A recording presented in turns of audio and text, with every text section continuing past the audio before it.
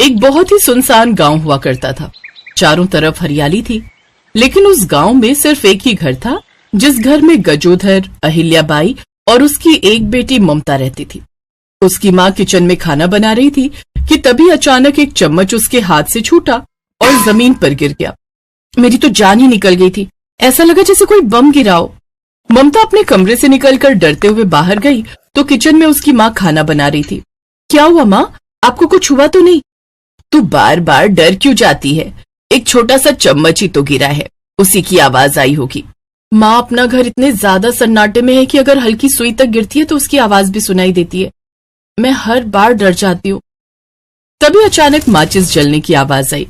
हे राम, ये क्या हुआ? लगता है आग लग गई। वो दोनों डरते हुए बाहर गए तो देखा कि हॉल में उनके पिताजी बैठे थे और उन्होंने सिगरेट जलाई थी। क्या हुआ? पापा, माचिस थोड़ा धीरे जलाया करो, इतनी तेज आवाज आई कि हमें लगा कहीं आग लग गई। तुम दोनों माँ बेटी बहुत डरपोक हो। कहीं कदमों की आवाज सुनकर डर जाती हो तो कहीं सांस लेने की आवाज सुनकर। पापा, इतनी सन्नाटे जगह में घर बनाने की क्या जरूरत थी आपको? अपनी बेटी को अच्छे से तैयार कर दो, क्योंकि कल इसे लड़के वाले देखने आ रहे हैं। ममता अपने पिता के मुंह से ये सुनकर थोड़ा हैरान हो गई। पिताजी, आपकी जो भी पसंद होगी मैं वहां शादी कर लूंगी। बस एक बात का ख्याल रखना, उनका परिवार बहुत बड़ा होना चाहिए, क्योंकि इस घर में हम 3 ही लोग रहते हैं।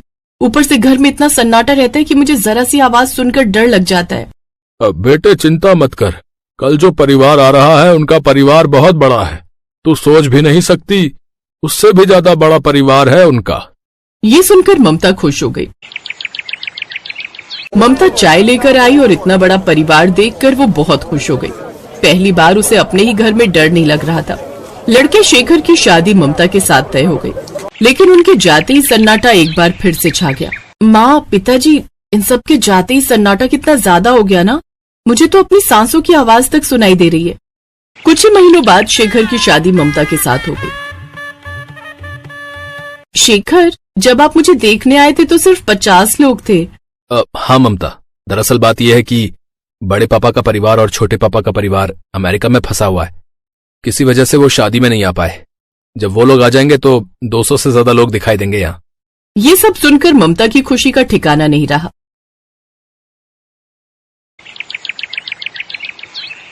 अरे बहू, तुझे छोले भटूरे बनाने आते हैं क्या? हाँ सासू माँ, मुझे बहुत अच्छे छोले भटूरे बनाने आते हैं। और आपने तो मेरे मन की बात ही छीन ली। मुझे भी छोले भटूरे बहुत पसंद है।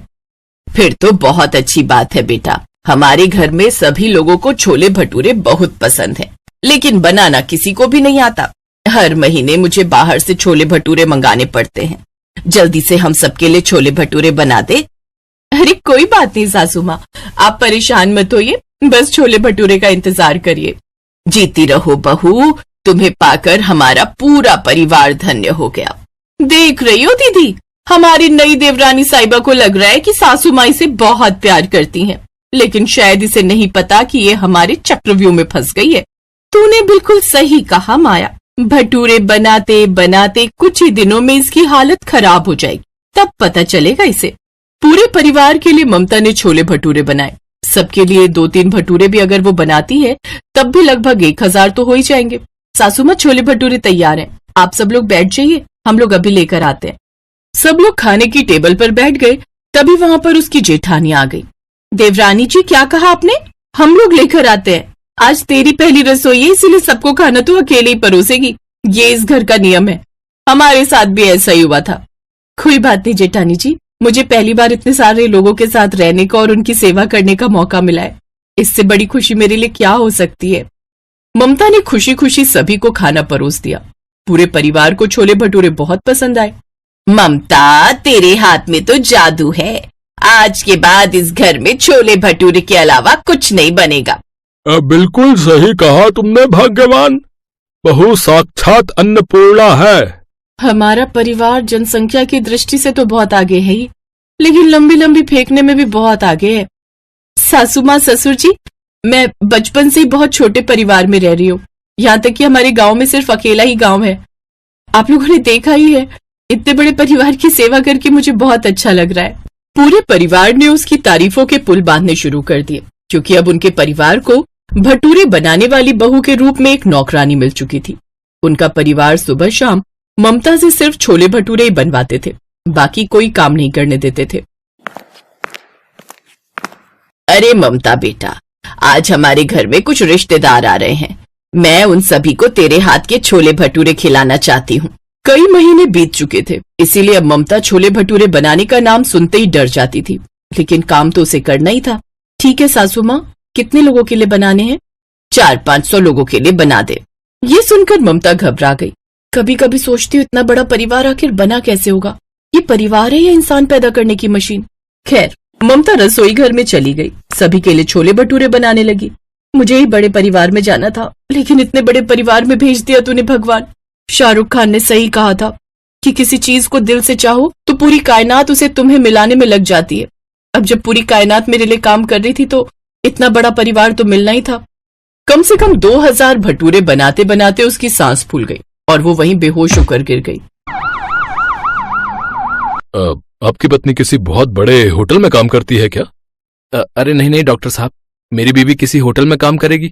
आप तो मुझे जानते हैं ना। दरअसल इसकी पूरी बॉडी के अंदर तेल और मसाले के तत्व चिपक चुके हैं। ऐसा उन्हीं के साथ होता है जो 5 घंटे से भी ज्यादा रसोई घर में बिताते हैं। सही टाइम पर ले आए आप, वरना इनकी तो दिल की धड़कनें तक रुक चुकी थी। डॉक्टर साहब ने उसे कम से कम 15 दिनों के लिए एडमिट कर दिया। छोले भटूरे के लालच में हम लोगों ने बहू के बारे में तो कुछ सोचा ही नहीं।